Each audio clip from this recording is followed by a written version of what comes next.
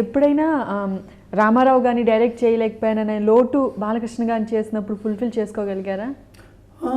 ముందు ఫస్ట్ బాలయ్యతో చేస్తున్నప్పుడు రామారావు కనబడుతుండేవారు. బాలయ్యలో అన్ని గెటప్లో నేను ఐడెంటిటీ మిస్ అయ్యేవాడిని కాదు. బాలయ్య రామారావు లాగే కనబడాలి అనేది కనబడతాడు అలాగే, అది ఉండేది. ఇంకోటి ఏంటంటే ఈ రిలేషన్షిప్లో రామారావు నా మంచి ఫ్రెండ్. ఎందుకంటే స్టూడియోకి వెళ్ళేవాడు, నైటు వెళ్ళి కూర్చుంటే ఆయన కూర్చునేవారు. కూర్చొని ఏమిటి జీవితం, ఏమిటి లైఫ్, ఎలా ఉండాలి, మేకప్ అంటే ఆయన దానవీర సోదరు గారి డైలాగులు అక్కడే చెప్తుండేవాడు. ఆయన ఇలా చేసాం, ఇలా చెప్పాం, ఇలా చేసాం, కత్తి ఇలా తీస్తారు, ఇలా వెళ్తారు, అసలు మొత్తం ట్రీట్మెంట్ అంతా బట్టి అనమాట ఆయన. అలా ఫేమస్ ఆయన. అలా అవుతుండగా మీరు అడిగిన క్వశ్చన్ ఆయన అడిగా, సార్ నేను అందరు హీరోలతో చేశాను సార్, మీ హీతో చేయలేదు నేను, అది నిజంగానే లోపంగా ఉండిపోయింది అన్న. ఏమి ఎందుకు లోపంగా ఉంటుంది మీకు, మనం చేస్తాం మళ్ళీ సినిమాలు, తప్పకుండా చేయండి మీరు, నెక్స్ట్ కథ చెప్పండి, మేము చేస్తాం, సీఎం అయినా సరే మేము చేస్తాం రామకృష్ణ, నీకు ప్రామిస్ అని చెప్పారు ఆయన. చెప్పినట్టు నిజంగానే ఆయన సీఎంగా మళ్ళీ ఒకసారి ఆయన డ్రాప్ అయిన తర్వాత ఒక కథ రాసి తీసుకెళ్ళి చెప్పాను. మురళీమోహన్ గారు దాన్ని ప్రొడ్యూస్ చేస్తారని వచ్చారు. అందుకని నేను మురళీమోహన్ గారు వెళ్ళి కథ చెప్పాను ఆయనకి. అంటే ఒక తాతగారు ఒక డిఫీట్లో ఉండడం, ఇలాంటప్పుడు ఫారెన్ నుంచి ఒక మనవడు వస్తాడు, తాతగారికి సపోర్ట్ నిలబడి తాతగారిని మళ్ళీ గెలిపించి ఆయన్ని మళ్ళీ పొజిషన్లో పెట్టి అతను ఫారెన్ వెళ్లకుండా ఇండియాలోనే ఉండి ఇండియాకి సర్వ్ చేస్తాను అనే కథని నేను చెప్పాను ఆయనకి. బస్ సూపర్గా ఉంది, మా కథ తీశారు మీరు, మంచి కథ, ఇదే చేస్తాం మేము తప్పకుండా అన్నారు అని కథ ట్రీట్మెంట్ చేసాం. మళ్ళీ సీఎం అయిపోయారు ఆయన. అయిపోయి నేను వెళ్ళి చెప్పి, సార్ సీఎం ఇప్పుడు మేము మళ్ళీ ఇన్ని గొడవలు అయ్యాం కదా సీఎం, మళ్ళీ మీకు సినిమా చేయడం మీకు ఇబ్బంది అవుతుంది, ఏం పర్వాలేదు, ఎప్పటికైనా చేద్దాం ఏ రామకృష్ణ డిసప్పాయింట్. అప్పుడు నేను భారత్ బంద్ ఫంక్షన్, సార్ మీరు ఎలాగా నేను మీ సినిమా చేయలేదు, అందుకని నా సినిమా ఫంక్షన్కైనా మీరు రండి సార్ అని చెప్పారు. అప్పుడైనా తప్పకుండా వస్తాను, ఐ విల్ స్టే 10 minutes అన్నారు. రండి సార్ చాలని. అప్పుడు నేను లలిత కళా తోరణంలో భారత్ బంద్ ఫస్ట్ సీను ఏసారి చూపించా.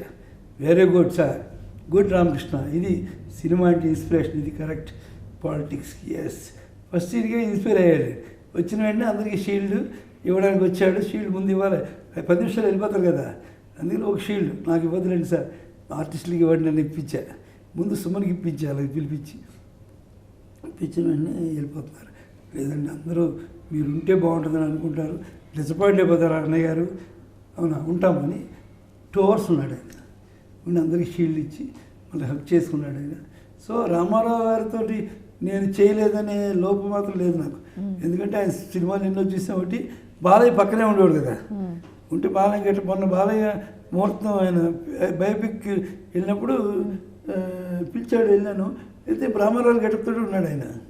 ఉన్నవండి వచ్చి డైరెక్టర్ గారు ఆయన కాకడించుకున్నాడు, నాకు లోపం ఉంది, మీ నాన్నగారు సినిమా డైరెక్ట్ చేయలేదని, కానీ నువ్వు ఆ గెటప్లో ఇవాళ వచ్చావు కదా, గెటప్తో హక్ చేసుకున్నావు కదా, ఐఎమ్ ఫీలింగ్ దట్ ఆ లోపం లేకుండా హ్యాపీగా ఉంది. అందుకని రామారావు గారు లేదనేది ఎప్పుడు లేదు, బాలయ్య పక్కన ఆయన ఉంటాడు కాబట్టి అలాగే ఉండేది. ఆయన నాకు మంచి ఫ్రెండ్, ఎలా ఉండాలి లైఫ్ ఆయన ఇప్పటికీ నేను పాటిస్తాను. రామారావు చెప్పిన డిసిప్లిన్స్ కానీ ఎలా ఉండాలనేది కానీ ఎప్పుడు. ఆయన మనుషులంతా ఒకటి సినిమాలో ఆయన 3వ అసిస్టెంట్ నేను దానికి.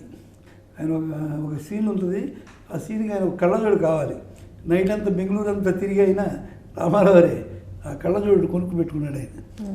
మన్నాడు వేసుకొస్తాడు ఫాదర్తో ఎమోషనల్ సీన్ అది.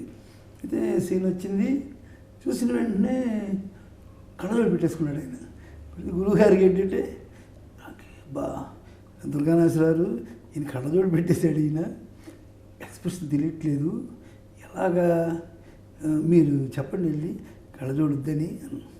దుర్గానాథరావు నేను ఇప్పుడు ఏం చెప్తాను, రాత్రి అంతా తిరిగి అయినా కళ్ళజోడు కొనుక్కొచ్చారండి ఆయన, ఇప్పుడు కాదంటే టెన్షన్ అయిపోద్ది కదా, మరి ఎలాగని రామకృష్ణ పని వెళ్ళి రామారావుకి ఏమండి మీ ఎక్స్ప్రెషన్ కళ్ళజోడు కవర్ చేస్తుంది అని బయలుదేరి సార్ నమస్తే సార్, ఏంటి ఏం లేదు సార్, ఎంత బాగుంది సార్ సీను, మీ డైలాగ్ సూపర్గా ఉంది, కానీ సార్ ఎందుకో సార్ డైలాగ్ మీరు చెప్తున్నప్పుడు మీది ఐస్ పవర్ఫుల్ కదా, ఐస్ని కళ్ళజోడు కవర్ చేస్తుంది సార్, అది నాకు ఫీలింగ్ వచ్చింది సార్ అది గురుగారికి చెప్పాను నేను. అవునా అలా నో రిమో ఠాక్ పని ఇసిరి అంత పెద్ద కళ్ళతో ఇసిరేసాడు ఆయన, యాక్ట్ చేసాడు. అది ఆయన ఎప్పుడు కూడా స్పిరిట్ ఎక్కువ రామారావు. సో రామారావు సినిమా నేను డైరెక్ట్ చేయకపోయినా బాలయ్య తోటి రామారావు అసిస్టెంట్గా చేశాను కాబట్టి నాకు ఆ లోటు మాత్రం ఎప్పుడు లేదు. సార్ తర్వాత రామారావు గారి బయోపిక్ తీద్దామని మీరు ఎప్పుడు అనుకోలేదా? థాట్ మీకు ఎప్పుడు రాలేదా? అప్పుడు రాలేదు. ఎందుకంటే పెద్దోళ్ళది ఏదైనా ఒక అది ఊహగానే ఉండిపోవాలి కానీ అది మనం మళ్ళీ దాన్ని ఒక సినిమా కింద చూపిస్తే లోపపడతామేమో అంటే ఊహలోగా ఉంటే ఎంతైనా స్పాన్గా ఉంటుంది కదా, ఊహించుకునేవాడికి ఎంతైనా ఉంటుంది. ఆ ఊహను తగ్గించేస్తామో అని ఫీలింగ్ ఉండేది. కానీ నేను ఎక్కడ ఇన్స్పైర్ అయ్యానంటే అది బాలయ్య చేస్తున్నాడు వాళ్ళ ఫాదర్ కోసం అంటే అది చాలా టాప్గా ఉంది. ఒక కొడుకు రుణం తీర్చుకుంటున్నాడు ఫాదర్ గురించి, అతనే సమర్థుడు, ఆయన చేయడంలో ఒక ఇన్స్పిరేషన్ ఉంది అని బాలయ్య వచ్చిన థాట్ని నేను అప్రిషియేట్ చేశాను.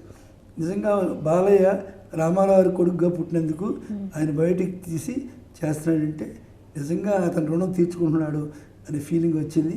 ఇది good expression, good blessing of Ramarao. మీరేం విష్ చేశారు సార్ బయోపిక్ అనౌన్స్ చేసిన వెంటనే? అదే చెప్పాను బాలయ్యకి. బాలయ్య అందరు కొడుకులు ఉంటారు, అందరు కొడుకులు ఎంజాయ్ చేస్తారు, ప్రాపర్టీస్ పంచుకుంటారు, ఫేమ్ పంచుకుంటారు.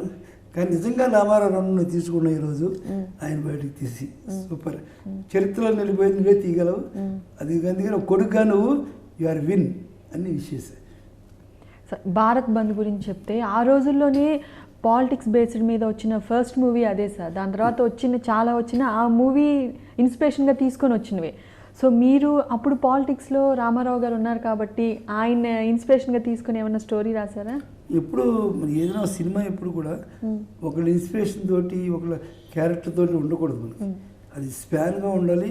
అంటే ఇవాళ తీసామంటే ఇంకొక 20 సంవత్సరాల వరకు దాని స్పాన్ ఉండాలనే ఫీలింగ్ తోటి భారత్ బంద్ సినిమా నాకు ఫస్ట్ నుంచి కూడా భారత్ బంద్ సినిమా సబ్జెక్ట్ ఉండేది. నాకు ఇది తీయాలి, ఇలాగా ఇక్కడ జరుగుతున్న చేయాలి, జరుగుతున్న చెప్పాలి అనేది ఫస్ట్ నుంచి ఉండేది నాకు. అందుకని అందులో అన్నీ కూడా నా ఎమోషన్స్ అన్నీ కూడా పెట్టాను అందులోకి భారత్ బంద్ కంటే ముందు నాకు అంకుశం వచ్చింది. కొంచెం భారత్ బంద్లో స్పిరిట్ అంకుశంలో కొంచెం వాడాల్సి వచ్చింది పోలీస్ ఆఫీసర్ క్యారెక్టర్కి. ఇందులో కూడా పోలీస్ ఆఫీసర్ క్యారెక్టర్ ఉంటుంది.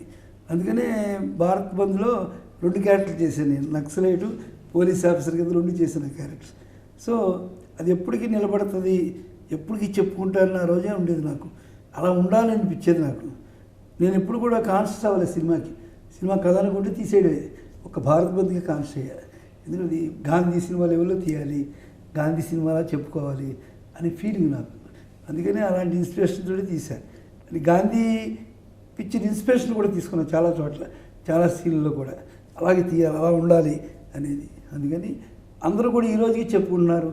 మనం అందులో చెప్పినవన్నీ ఇప్పుడు జరుగుతున్నాయి. నేను ఆ రోజే చెప్పాను, మీరు క్రికెట్ మ్యాచ్లు, ఫుట్బాల్ మ్యాచ్లు మీరు ప్రచారం చేయడం కాదు, టీవీలో అసెంబ్లీలు, పార్లమెంట్లు ప్రచారం చేయండి. జనానికి తెలుస్తుంది వీళ్ళు ఏం చేస్తున్నారు అనేది, వీళ్ళు అంత బ్యాడ్ అని తెలుస్తుంది, వీళ్ళు అంత గుడ్ అని తెలుస్తుంది అని చెప్పి నేను చెప్పిన 2 ఇయర్స్కి అది టీవీలో అది వచ్చింది. అది సో ఇప్పటికీ అందరూ కూడా ఏదైనా సీన్ పాలిటికల్ జరిగితే ఫోన్ చేసా మీరు చెప్పింది జరుగుతుంది సార్ అని అంటూనే ఉంటారు ఇప్పటికీ. సో అది ఎవర్ గ్రీన్ పొలిటికల్ వేదం అది భారత్ బంద్ నా దృష్టిలో. Do subscribe to Friday Poster. Subscribe to Friday Poster. Subscribe to Friday Poster. Subscribe to Friday Poster. Subscribe to Friday Poster. Subscribe to Friday Post. Subscribe to Friday Poster. Subscribe to Friday Poster. Subscribe to Friday Poster. Subscribe to Friday Poster. Subscribe to Friday Poster for more interesting updates. Subscribe to Friday Poster. Friday Poster. చాలా thanks. Thank you.